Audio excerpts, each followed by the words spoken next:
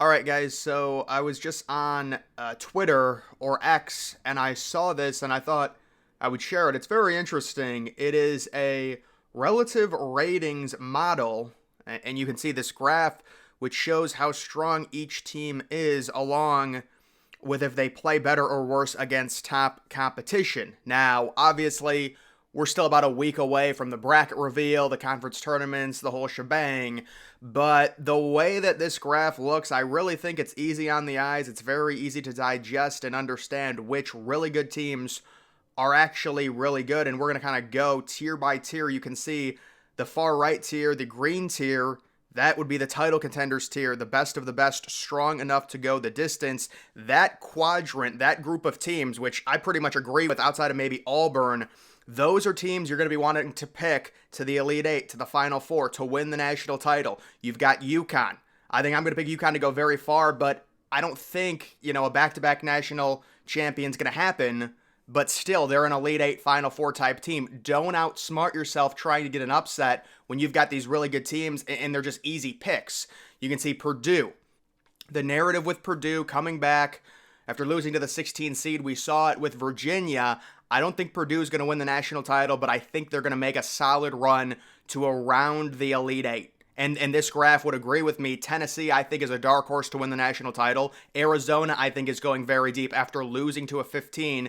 Duke, I think, is very under the radar. Now, there are people that dislike Duke. They say they're just getting good analytics against bad teams because the ACC is down. But I think Duke, people, when they look at Duke, they want to see NBA stars, future NBA stars, talent like that. That's just not this team. This is more of a deep, compact team that has depth and are led by multi-year starters. So this is a different style Duke team. That's why they're not as sexy, and I could see them surprising. And you can see Duke is clearly above North Carolina, and I agree with that.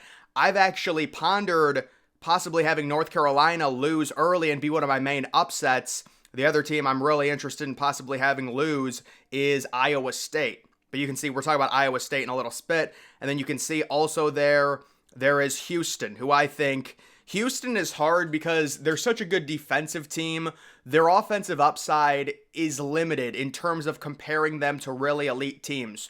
So I think don't overthink it. Houston's a guaranteed Sweet 16 team, but they could get a fierce matchup in a Sweet 16 game because they lack offensive explosiveness.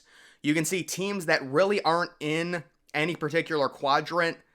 And I'm not saying to use this graph exactly when you're filling out your, bracket, but it does offer good context and really put it into a clear picture. So there are some teams that really, they're in no specific tier. You've got Creighton, Gonzaga, Marquette, Michigan State, Illinois, North Carolina, and Kentucky.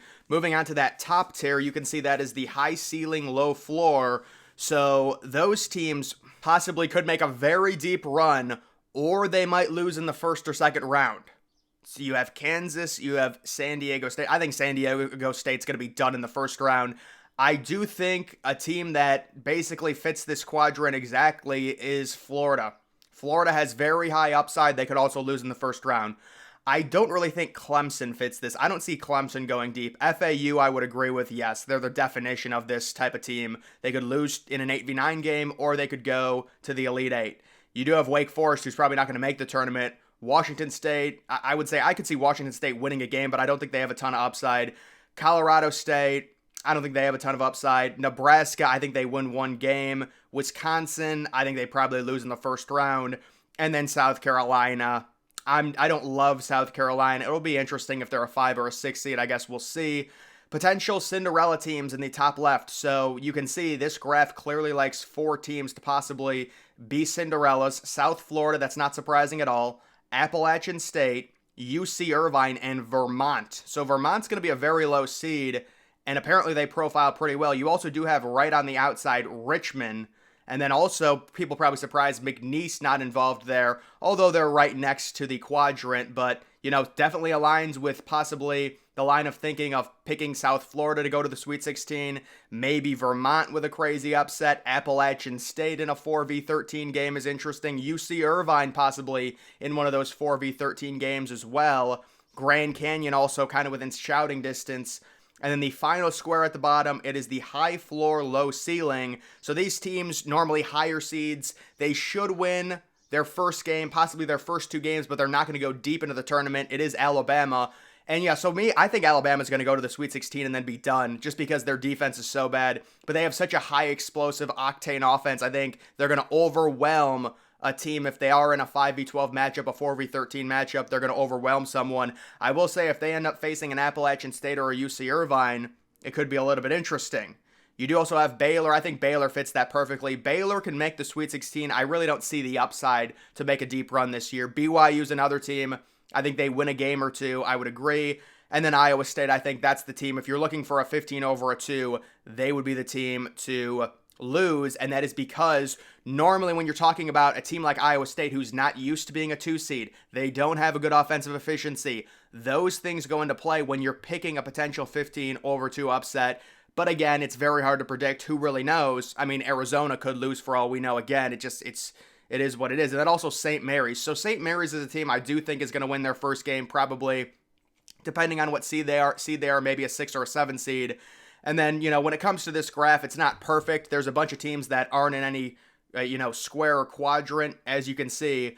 But I do think the context of this graph is really cool, especially in terms of teams that, don't outsmart yourself. Tennessee, Houston, I think Duke, I think Arizona, UConn, Purdue, and then maybe you sprinkle in a team like Florida. Maybe you sprinkle in a team like Illinois. This is the type of thing we're looking to do when we want to put an Elite Eight together. Like an Elite Eight of UConn. I mean, it's not going to be all 1 seeds. There's no way all 1 seeds make the Elite Eight. So you have to think, which is the 1 seed that's going to lose?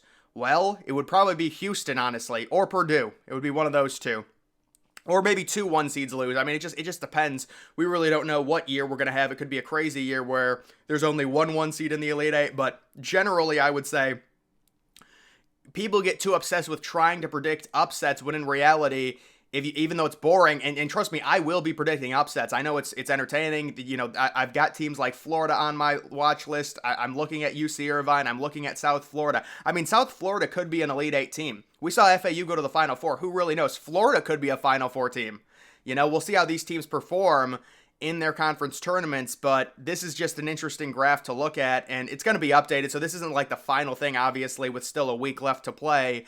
And then you take a look at a team like Illinois I'm interested in. I do not think North Carolina is going to go very deep this year. Maybe I should reevaluate, though. You never really know. You don't want to slam the door shut on teams.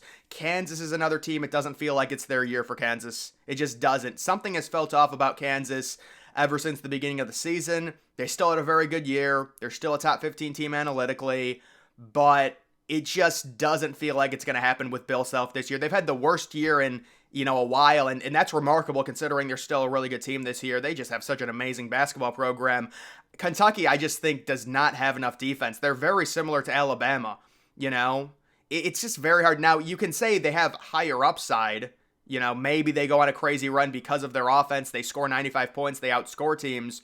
You also have to factor in a lot of this is teams getting lucky. So let's say Kentucky is a 4 seed, and then the 1 seed gets upset, so they don't have to face a 1 seed, and they go to the Elite Eight that way. That could also happen. It just depends on the way the bracket is done. Some other teams in there, depending on some of these other teams, Indiana State is another team that I think profiles as a team that could potentially get an upset. Now they're kind of more towards the high floor, low ceiling quadrant, kind of in no man's land, because you would think they'd be more of a Cinderella team. Utah, I'm not even sure Utah makes the tournament. I don't think Oklahoma's going to win a game.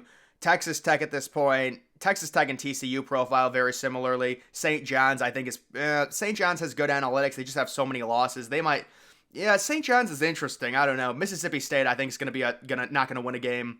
Providence, I'm not sure they're even going to make it. Utah State. I guess the thing with the Mountain West, because people are speculating, the Mountain West has been, outside of San Diego State this past year, horrible in the tournament. And they've got a bunch of these like 7 to 10 seeds. I think they're probably going to struggle again in the tournament. Personally, maybe one team out of the Mountain West makes the Elite Eight, but I am going to be picking against a lot of the Mountain West teams. Just looking more towards the bullish teams like Creighton, Marquette. I don't know, man. I picked Marquette to go to the Final Four last year. They laid an egg. It's hard for me to go with Marquette again, to make a deep run. But who knows, you know? You also have Gonzaga, who's been kind of laying under the weeds, kind of waiting. We will see either way. I do think in terms of, you know, the solid, really good teams, you've got 1, 2, 3, 4, 5, 6, 7. So like out of those 7 seeds, out of those 7 teams, you're probably going to want to have pretty much all of them make the Sweet 16. Or maybe if you wanted to have Auburn get upset, that would be understandable. I would be very surprised if Purdue got upset before the Sweet 16. But it's like, if you want like a guaranteed 7 teams in the Sweet 16, it's not going to be a guarantee, but that's probably pretty good to look at. And then the other thing to look at is the high floor, low ceiling, like Alabama, maybe Iowa State, maybe BYU. And then you have your high upside teams, your Cinderella teams. It's a very interesting graph, but either way, guys, it's just something to look at. That's going to do it for this video. Make sure you follow me on X. Link to that's always in the description.